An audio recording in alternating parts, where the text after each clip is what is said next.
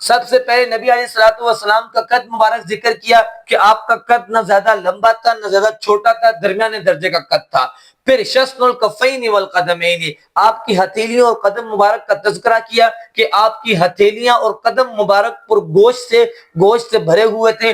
زخم الرأسی، آپ کے سر کا تذکرہ کیا کہ آپ کا سر تھوڑا سا بڑا تھا۔ زخم القرادیسی، آپ کے جسم کے جوڑ، گھٹنوں، ہتھیلیوں کے کونیوں کے جوڑ ذرا بڑے تھے۔ طویل المسربتی، آپ کے سینے سے لے کر ناف کے درمیان میں ایک باریک سی بالوں کی لکیر تھی، خوبصورتی کی علامت ہے۔